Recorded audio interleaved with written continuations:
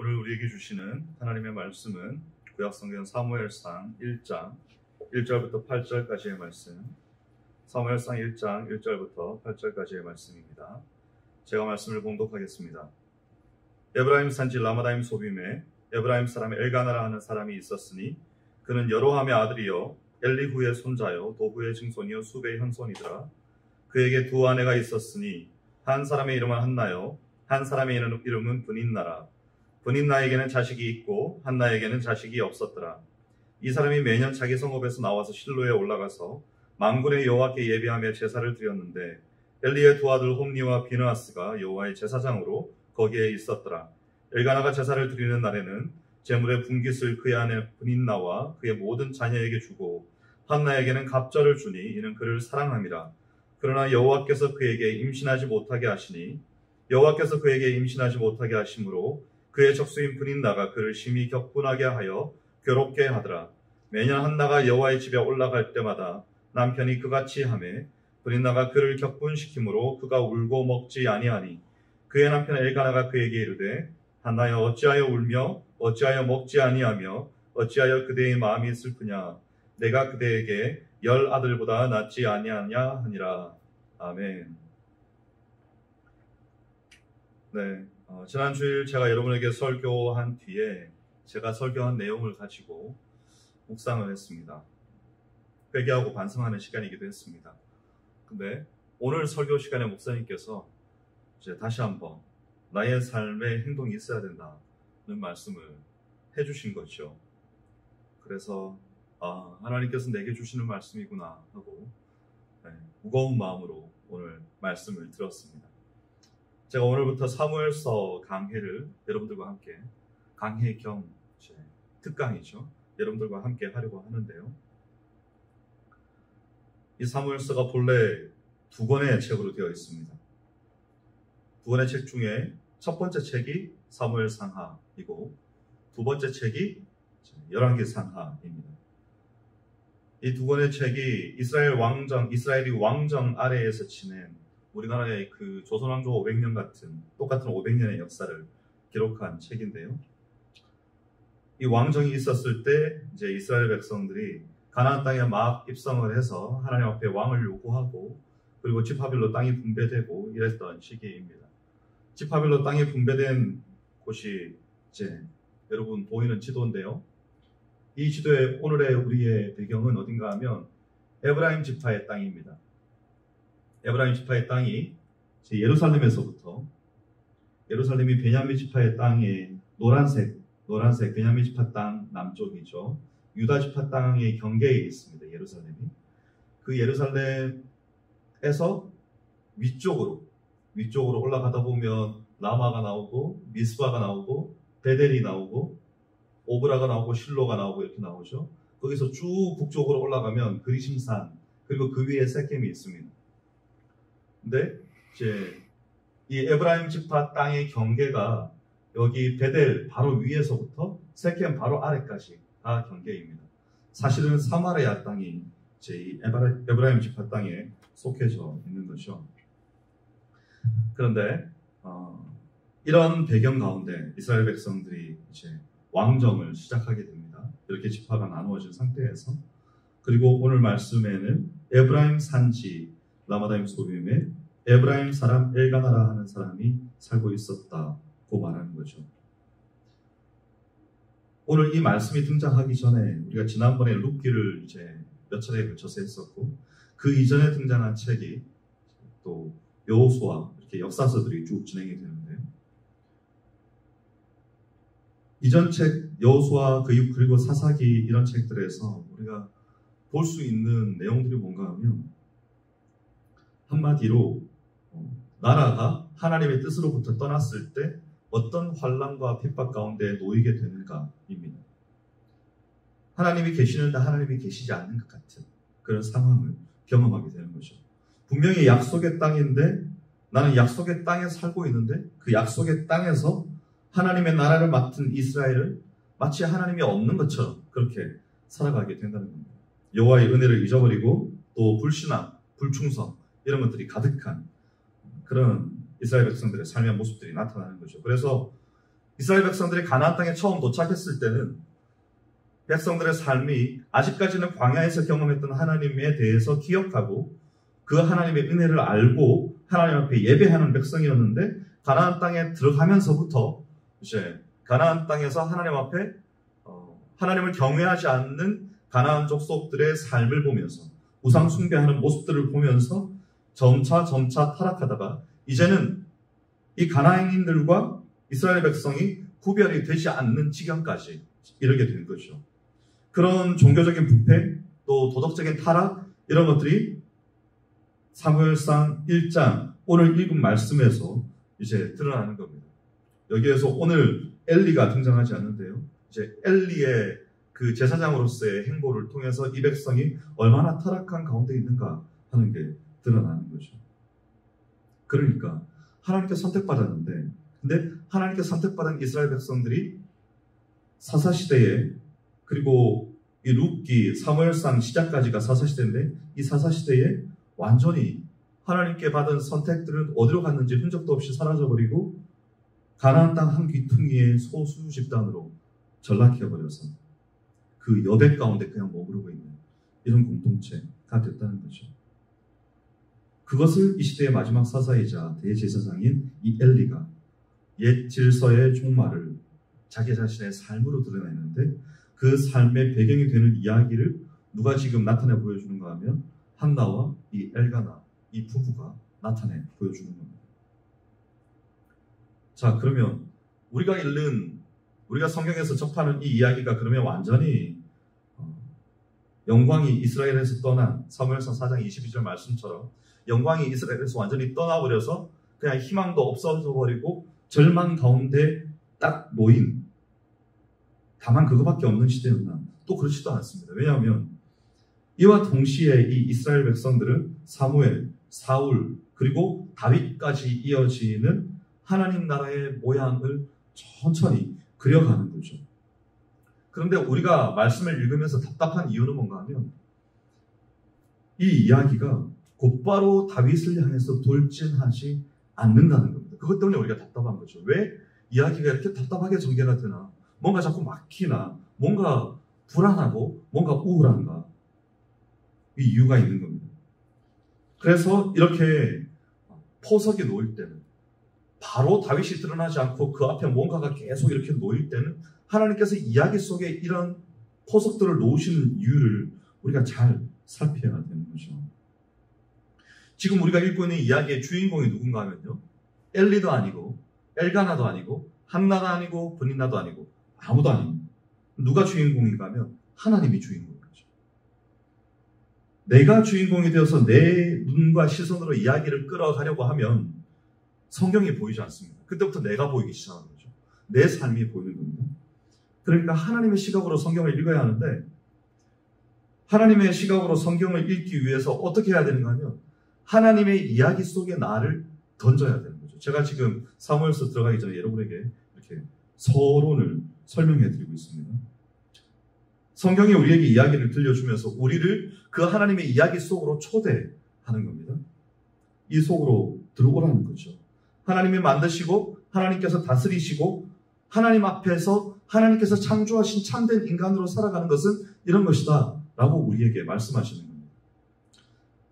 우리가 그렇게 우리가 읽는 내용에 우리 자신을 내어 맡기면 우리가 한 가지를 발견하게 됩니다. 그게 뭔가 하면 우리가 우리 이야기, 우리가 전개하는 이야기 안에서 하나님을 발견하는 게 아니고 하나님의 이야기 안에서 우리를 발견하는 거죠. 그러면 그렇게 읽으면 어떻게 읽어야 되는가? 성령의 조명하심에 따라, 그렇죠? 기도하는 마음으로 성경 말씀을, 이 말씀이 마치 내 이야기이고 내 말씀인 듯이 정독하되 저자의 의도를 철저하게 살려서 배경을 알고 읽어야 되는 거죠. 근데 그렇게 하려면 이 이야기를 마치 큐티 하듯이, 우리 외에 말씀 전하시는 분들 중에 큐티 설교하는 분들이 계십니다. 큐티 설교하는 분들은 이제 어떻게 설교하는 우를 가끔씩 범하시는가 하면, 오늘 이 말씀이 나에게 주시는 말씀, 거기까지는 좋은데 그때부터 이제 나의 말씀이 되는 거죠. 나의 말씀. 그래서 내 이야기 속에 말씀을 끌어들여서 해석하는 겁니다. 그건 우리가 조금 경계해야 되는 겁니다. 오늘 제가 여러분들에게 말씀드리고자 하는 건 뭔가 하면 사무엘서의 이야기를 통해서 하나님의 이야기 속으로 우리가 들어가자는 거죠. 하나님의 이야기 속으로. 하나님의 이야기 속으로 우리가 들어가기 위해서 사무엘서 전체의 내용을 알아야 되는데 사무엘서의 시작이 기도입니다. 사무엘서의 시작이 기도예요. 그리고 사무엘서의 마지막이 또한 기도입니다. 그리고 하나님 앞에 올려드리는 찬양이 또 거기에 있습니다. 그러니까 사무엘서의 시작과 끝에 찬양과 기도가 있고 그 사이에 하나님께서 우리 인생을 이끌어 가시는 이야기가 있는데 그 이야기 속으로 하나님께서 우리를 초대하시는 거죠. 제가 시를 하나 들려드리겠습니다. 이 시를 들려드릴 때 여러분은 갈릴리 바다의 배경을 보시면서 들으시면 되겠습니다. 물속에 노를 담아 저으면 언뜻 움직이는 것이 물로 보이나 실은 배가 움직이는 것처럼 기도도 그와 같아서 큰 뜻, 그 속은 어디엔가 내 마음을 담아 적으면 얼핏 그 뜻이 움직이는 듯 보이나 실은 내가 저만치 건너가게 되는 것이다. 기도도 그와 같아서. 기도의 바다 속에 우리를 던져 넣으라는 거죠. 그러니까 사무엘상하는 서두에는 한나의 기도가 1, 2장이 있고 마지막 부분에 다윗의 기도 사무엘하 22장, 23장이 있고 그 중간에 하나님의 이야기가 있는데 이 저자가 분명히 의도적으로 기도로 시작해서 찬양으로 이어가면서 기도가 끝나는 그 사이 이야기의 중간에 하나님의 이야기가 읽히도록 배열했다는 겁니다. 그런데 이 기다림의 시간, 우리는 단지 사무엘상하, 그래 두 권의 책이지, 그 두 권의 책 속에 하나님의 이야기가 있지, 이러고 그냥 휙 읽고 지나가 버릴 수 있는데 이 짧은 우리는 금방 읽고 지나갈 수 있는 이 재미있는 이야기 속에 있는 이스라엘 백성들, 이 이스라엘 백성들은 정말 잔인할 만큼 쓰라린 기다림의 시간을 보내는 거죠. 왜 그런 시간을 보냈습니까? 사사기에서 모세가 그렇게도 강조했던 가르침이 있었습니다. 그 가르침이 뭔가 하면 이 쉐마 이스라엘입니다. 쉐마 이스라엘, 아도나이 엘로헤이노, 아도나이 에하드. 이게 뭔가 하면 이스라엘 아이들이라면 너무 잘 알죠. 우리 하나님 여호와는 오직 유일한 여호와시니 그 말씀입니다. 그렇죠? 그 뒤에 나오지 않은 말씀을 제가 한글로 다 읽어드리면 너는 마음을 다하고 뜻을 다하고 힘을 다하여 내 하나님 여호와를 사랑하라. 오늘 내가 내게 명하는 이 말씀을 너는 마음에 새기고 내 자녀에게 부지런히 가르치며 집에 앉았을 때든지 길을 갈 때든지 누웠을 때든지 일어날 때든지 이 말씀을 강론할 것이며 너는 또 그것을 내 손목에 메어 기호를 삼으며 내 미간에 붙여 표로 삼고 또 내 집 문설주와 바깥문에 기록해라. 그런데 이 이스라엘 백성들이 가장 중요한 것을 가장 먼저 그들의 가정에서 잃어버린 거죠. 그러니까 이 아픔을 아는 이스라엘 민족들은 지금까지도 이 말씀을 12살이 되는 해부터 이마에 붙이고 손목에 기호를 삼고 집에 문설주에 기록하는 겁니다. 뒤에 보시면요. 이게 트필린입니다. 트필린인데 지금 이제 손에 감는 트필린, 쉘야드, 손에 감는 트필린을 감고 있죠. 밑에서부터 손가락에다가 7번, 팔뚝에 7번, 옆에다가 7번 감고 마지막 마무리를 어떻게 하고 그 다음에 또 트필린 쉘 로시 이마에다가 붙이는 거 거기도 또 어떻게 감고 이게 규칙이 다 있어요. 이렇게 감는 거죠. 이게 이제 어떤 의미인가 하면 이 성인식 하고 난 다음에 이걸 본인이 스스로 감게 되기까지 배워서 감게 되기까지 그 이전까지는 부모가 아이의 신앙을 인도합니다. 가르치는 거죠. 하나님 앞에 어떻게 예배하는지. 근데 성인식을 하고 난 다음부터는 이제 아이들은 성인이 되었기 때문에 본인이 스스로 이제 자신이 활동하지 않는 팔에다가 저걸 메고 하루 3번씩 기도를 하는데 이제 기도문을 가지고 읽으면서 계속 기도하는 거죠. 근데 이때부터는 이제 이 아이들이 아버지의 인도하심을 받는 게 아니고 스스로 예배하는 거예요. 스스로 하나님 앞에 기도하는 겁니다. 우리는 지금 13살이면 초등학교 6학년인데요. 그리고 14살이면 중학교 1학년이죠.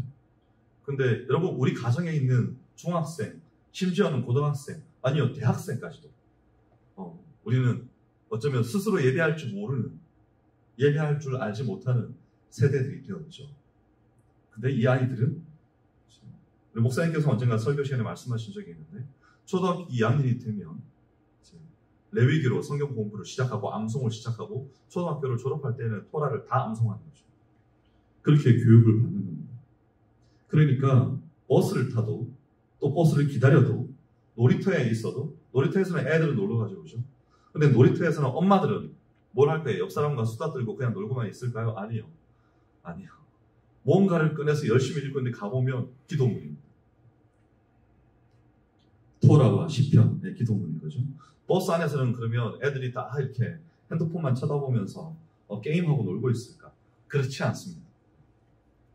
심지어는 10대 청소년들조차도 놀이터에서 모래로 성을 쌓고 놉니다. 우리는 그 정도 되는 애들은 다 집에 와서 이제 컴퓨터 게임을 하든지 뭐 핸드폰을 들여다보든지 아니면 집에서 공부만 하든지 그러는데 이 아이들은 그렇게 하지 않는 거죠. 그리고 이 기도의 시간이 되면 자신이 어디에 있든지 뭐 내가 비행기를 타고 있든지 버스를 타고 있든지 택시를 타고 있든지 언제든지 이걸 꺼내가지고 감는 겁니다. 감고 기도합니다. 그들의 삶인 거죠. 그러니까 어쩌면 우리는 이런 하나님 앞에서의 오늘 목사의 말씀처럼 예배뿐만 아니라 사실은 그 예배라는 것이 예배의 연장선상 사실상 전체 예배가 우리의 삶인 건데 이 전체의 예배를 잃어버린 거죠. 전체 예배. 그리고 더 이상 기억하지 못하는 내가 어떻게 예배했었는지도 기억하지 못하는 세대가 되는 겁니다. 이게 이제 이스라엘 사람들이 남자들이죠. 남자들이 감는 겁니다. 트필린, 쉘, 야 저게 손에 감는 겁니다. 트필린, 쉘, 로시 이게 이마에다 붙이는 거고요. 그리고 이거는 메주자.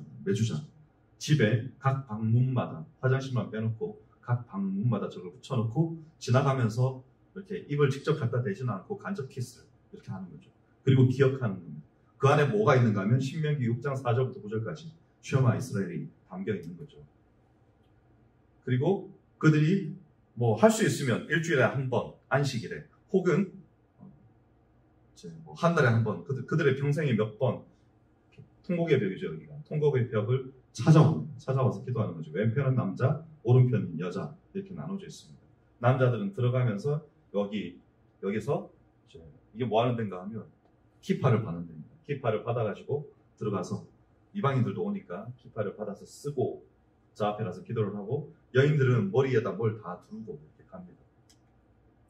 가서 이렇게 기도하는 거죠. 이렇게 저 벽에 꽂혀 있는 소원 쪽지들 그리고 기도문들 가지고 가서 저기서 기도를 하는데 남자들은 왼편으로 들어갑니다. 여기 제가 혹시 이 뒷사진을 보면 되겠습니다. 저기 보면 제 뒤에 통곡의 벽이 보이죠. 통곡의 벽. 여기서 좀 상세하게 안 보이는데요. 자세하게. 다음에 제가 자세히 한번 보여드리겠습니다.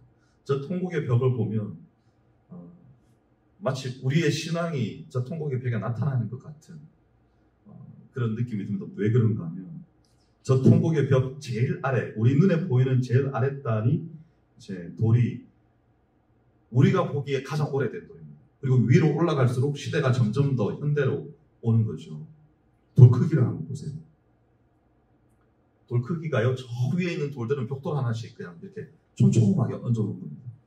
그리고 제일 처음 저 쌓았을 때 돌이 어디 있는가 하면 우리 눈에 보이는 제일 아래단에서부터 12칸 아래에 있습니다.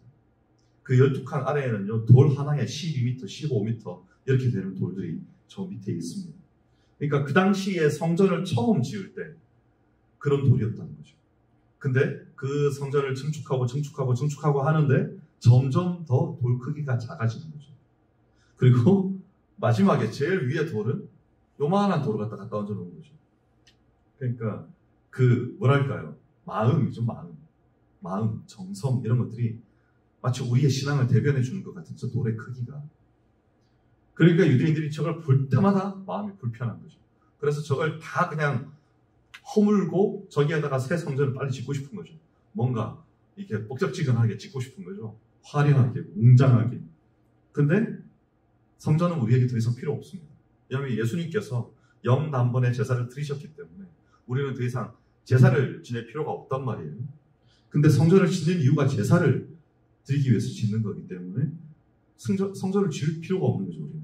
근데 유대인들은 이제 저걸 지으려고 하는 거고, 근데 저는 저기에, 저 벽에 돌의 크기를 여러분들에게 한번 말씀드리고 싶었던 겁니다.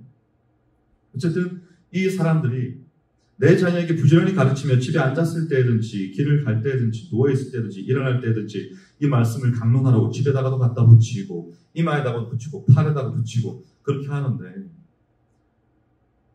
이 사람들이 이걸 왜 이렇게 할까? 이걸 왜 이렇게 할까? 물론 하나님께서 신명기 6장 4절부터 9절까지 명령하셨기 때문에 그렇게 했는데요. 근데 이 명령을 지키지 않은 거죠. 언제요? 중간에. 사사기 시대 등의 오랜 기간 동안 이 명령을 지키지 않아서, 하나님 지키지 않았다는 것은 눈에 보이는 율법조차 행하지 않았다는 것은 마음은 더 멀리 가 있었다는 거죠. 더 멀리. 그 율법으로부터 더 멀리. 그래서 이들이 그 사사기 시대를 지나오고 그 어둡고 암흑이 가득했던 시대를 지나오면서 이제 깨달은 거죠. 아, 이걸 놓으면 우리 민족은 끝장나는 거예요. 이걸 깨달은 거죠. 그래서 그 다음부터는 목숨 걸고 이걸 사수하는 겁니다. 이마에다 붙이는 거, 팔에다 하는 거, 이걸 사수하고 집에다가 붙여놓고, 우리가 볼 때는 저거 너무 율법적이고 너무 형식적이지 않은가 라고 생각되어질 수 있는데요. 이 사람들은 이걸 자신들의 삶에서, 이스라엘 민족의 삶에서, 역사에서 잃어버렸을 때 자기 민족이 어떤 고난 가운데 빠지게 되는가를 처절하게 깨달았기 때문에, 몸으로 경험했기 때문에 이걸 이렇게 강조하는 거죠. 그래서 유대인들 사이에는 제가 언젠가 한번 말씀드린 적이 있는 것 같아요. 농담 같은 속담이 있습니다. 그게 뭔가 하면, 유대인이 안식일을 지킨 것이 아니라 안식일이 유대인을 지켜내었다는 거죠. 내가 오늘 이 말씀을 지키고자 애를 쓰고 그대로 살고자 몸부림치는 것 같은데, 지나고 나서 나의 삶을 다시 한번 돌아보니까 내가 말씀을 지키고 율법을 지킨 것이 아니라 그 율법이, 그 말씀이 나를 지켜낸 거죠. 나는 그 당시에는 그냥 하나님이 무서워서 옆에서 막 누가 아버지가 지키라 그러니까 억지로 그냥 지켰는데, 근데 그렇게 하다 보니까 그게 내 삶에 배이는 습관이 되었는데, 그게 온 민족의 관습이 되었는데, 지금에 와서 돌아보니까 우리가 말씀을 지킨 것이 아니고 그 말씀이 우리를 지켜내었구나 하는 걸 깨닫게 된 겁니다. 자, 이제 사무엘서 서론으로 다시 돌아갑니다. 시대가 무질서했습니다. 지금 이 무질서의 한복판에 있는 겁니다. 아직까지 이 토라, 이 신명기의 말씀, 이 이스라엘 백성들에게 완전히 회복되지 않은 이때에 이 무질서한 가운데 갑자기 룻과 한나, 여성분들 잘 들으십시오. 룻과 한나 두 여인의 이야기가 갑자기 들려온 거죠. 그래서 룻의 이야기가 직전에 있었고 이제 오늘 한나의 이야기가 나오는 겁니다. 이 두 이야기 사이에 유사점이 있습니다. 눈에 띄지 않는 은밀한 이야기라는 거고, 상상을 초월하는 방식으로 문제가 해결된다는 거고, 그리고 가정을 배경으로 삼고 있다는 겁니다. 그리고 두 여인 모두 사회가 그들에게 물려준 상황이라는 게 뭘까요? 여인들은 앞에 나설 수 없는, 투표하는데 개수에 들지도 않는 그런 상황에 맞서서 고집스럽게 하나님 앞에서 하나님을 붙들고 정말 깊은 신앙심을 가지고 싸웠다는 겁니다. 어디에 대항해서요? 그 사회와 대항해서. 그런데 이 두 여인의 영성이 하나님의 섭리 가운데서 이스라엘 민족 가운데 거대한 반향을 일으키는 촉매제 역할을 합니다.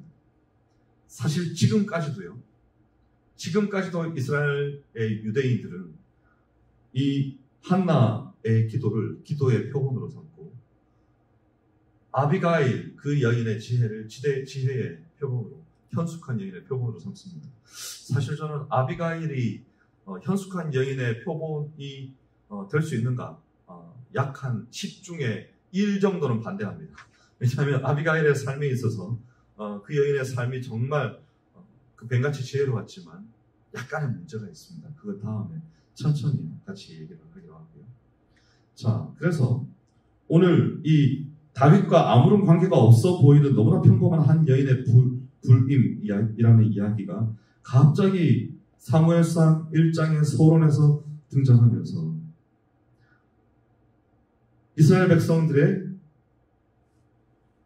사사기 이야기 가운데 너무나 어렵고 힘들고 괴롭고 하나님이 없고 약탈당하고 노략당하고 이랬던 힘들었던 세월 가운데 그 어려운 기다림 이후에 이제 끝났으면 좋겠는데 이게 이제 끝나는 건가? 가나안 땅 입성했으니까 사사기에 어두운 시절들이 있었지만 이제는 하나님께서 뭔가를 끝내시려는 건가 하는 희망을 가지려는 찰나에 한나가 등장하면서 완전히 그냥 좌절 가운데 확 빠져들게 되는 거죠.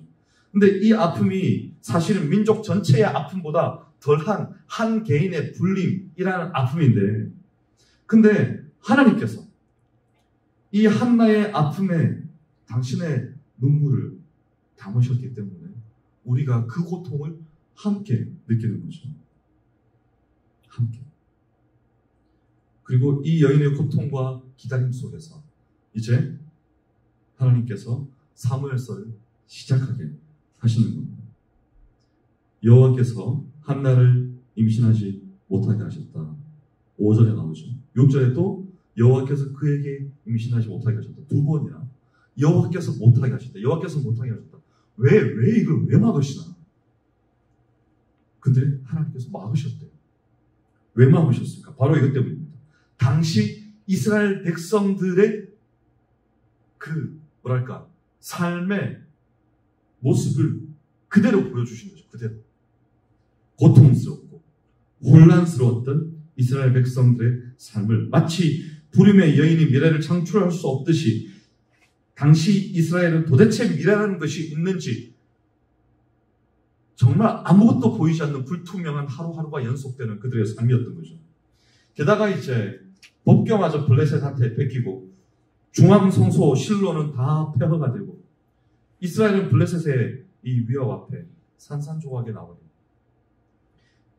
여호와의 영광이 떠나버린 이런 상황. 누가 이스라엘의 미래가 있다는 것을 확신했겠습니까?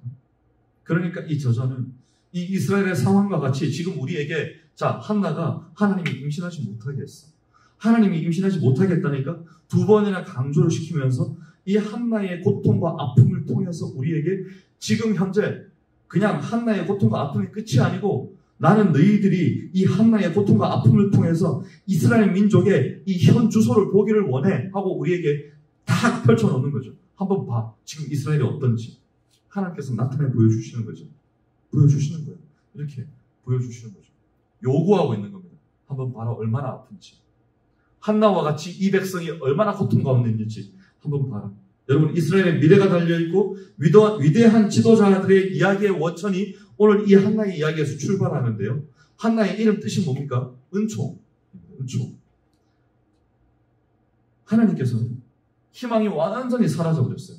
우리가 왜 희망이 사라져버렸다는 것을 알 수 있는가 하면 사사기 다음이 룻기 이야기는 사사기에 포함된 이야기예요.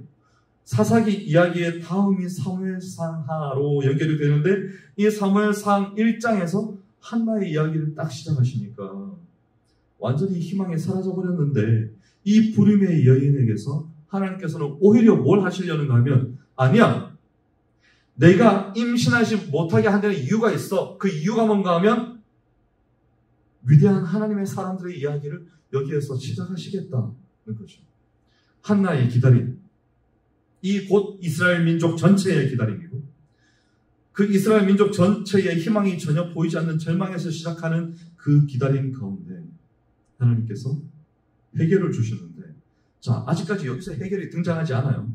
근데 이 1장에를 보면 1장에 어떤 해결이 등장하는가 하면 문제로부터 시작해서 해결로 끝을 맺는데 문제는 불임이고 자녀가 없고 아들을 못 낳고 후계자도 없고 희명도 없고 역사적 가능성도 전혀 없는데 해결이 뭐예요? 한나가 뭐 할까요? 여기서 한나가 이 뒤에 이야기를 보면 매년 성전에 올라가서 예배 드리는 겁니다. 예배하는 거예요. 근데 한나가 해결을 받는데 어디로부터 해결을 받는가 하면 성소 가운데 나아가서 하나님 앞에 올려드리는 예배, 그 기도 가운데 하나님께로부터 응답을 받는 거예요. 그러니까 지금 저자는 우리에게 해결책으로 제시하는 게 뭔가 하면 예배라는 겁니다. 예배. 제가 오늘 이 본문을 이제 앞으로 사무엘서 시리즈의 출발로 삼은 이유가 뭔가 하면 우리가 지금 이런 상태인 거예요. 우리가 암담하고 앞이 보이지 않고 우리 예배를 드릴 수 있는 거야? 우리 뭐 앞으로 우리 어떻게 되는 거야? 우리 교회에 지금 미래가 있어? 지금까지 교회의 역사 가운데, 한국 교회의 역사 가운데 이렇게 암담한 적이 있었나? 다들 그렇게 얘기하는 거죠. 우리한테는 완전히 절망만 있는 건가? 희망은 완전히 사라져버린 건가? 이 가운데 저자가 우리에게 던지는 메시지가 뭔가 하면 예배라는 거죠. 그 예배. 기도라는 겁니다. 그 가운데 하나님께서 해결책을 주시겠다는 거죠. 근데 한나가 지금 우리가 못 모이잖아요. 근데 한나가 혼자 예배합니다. 혼자 성소에 가서 어떻게 예배하는가 하면 자신의 아픔을 완전히 다 하나님 앞에 토해놓고 예배하는 거죠. 하나님 회복시켜 주십시오. 이제 이 이야기들을 다음 주부터 계속 이어서 갈 겁니다. 그러면 우리는 뭘 회복해야 됩니까? 우리 그루터기 공동체 지체들도 아마도 이 기간들 때문에 여러분이 집에서 아무리 정신 차리고 똑바로 성경을 쳐다보고 똑바로 영상을 바라보고 실시간 예배에 참여하고 그루터기가 전송하는 주소를 따라서 들어와가지고 설교를 듣고 해도 우리의 신앙은 계속 떨어지게 되어 있습니다. 왜냐하면 우리의 신앙 자체가 그동안에 공동체 중심이었기 때문에. 그래서 지금 이 기간 동안에 여러분 한나처럼 하나님 앞에 우리는 하나님 앞에 홀로 서서 말씀을 내 말씀처럼 받고 기도할 때 하나님의 마음으로 기도하고 이런 훈련들을 하면서 우리의 신앙이 오히려 우리 담임 목사님의 말씀처럼 지난 금요 집회의 말씀처럼 더 반전 가운데 회복되는 그런 시간이 되어야 되는 거죠. 자, 이제 이 마지막 이야기를 하고 오늘 말씀을 마무리하려고 합니다. 여러분이 보시는 사진이 제가 2009년도에 처음 이스라엘 갔을 때 제가 살았던 집의 거실입니다. 거실을 이렇게 해놓고 이 밑에 이제 잘렸는데요. 날짜가 나와 있습니다. 날짜와 시간이. 근데 이 거실에서 우리는 날마다 기도를 하고 날마다 예배를 드린 거죠. 날마다. 왜냐하면 저기서 날마다 기도하고 날마다 예배 드리지 않으면 다음 날의 희망이라는 것이 우리에게 없는 인생을 제가 살았기 때문에, 우리 가정이 살았기 때문에 우리가 이런 상황 가운데 지금 놓여 있습니다. 내게 내일이 있는가? 교회에 내일이 있는가? 아니 혹 여러분이 속한 직장과 사업체에 위기가 닥쳤을 수 있습니다. 내일이 있는가? 나는 어디에서 뭘 해야 되는 거지? 어떻게 이걸 돌파해야 되는 거지? 이 자리로 나와야 된다는 거죠. 교회에 와서 드리는 예배에 의존했던 나의 삶, 그리고 누군가와 함께 뭔가를 나누는 데 의존했던 나의 삶, 거기에서 뭔가 막 자극적인 뭔가를 받으려고 하고 힘을 받으려고 하고 그랬던 나의 삶인데, 나는 과연 하나님 앞에 홀로 서서 그 말씀 가운데 내 삶 전체를 벌거벗겨 놓고 선 때가 있었는가?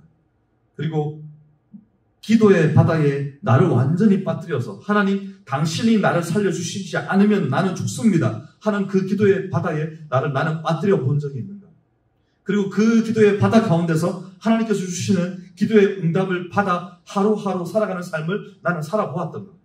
그렇지 않다면 지금부터 시작하자는 거죠. 지금부터 한나처럼 우리의 삶에서 하나님을 다시 한번 회복하는 이 힘든 주의를 지나면서 우리가 막 뉴스 기사들을 보면서 점점 더 주저앉아 있는 것이 아니라 더 열심히 우리의 일상 가운데 하나님과 동행하며 하나님의 임재하심 속에서 우리의 삶의 예배를 회복하고 주저앉지 않고 영적 전쟁에서 승리하는, 그래서 한나가 보여준 것처럼 우리도 날마다 순간마다 우리의 삶에 있어야 할 예배와 기도를 온전히 회복하는 저와 여러분의 하나님과 동행하는 예배의 자리가 되시기를 주의 이름으로 축복합니다.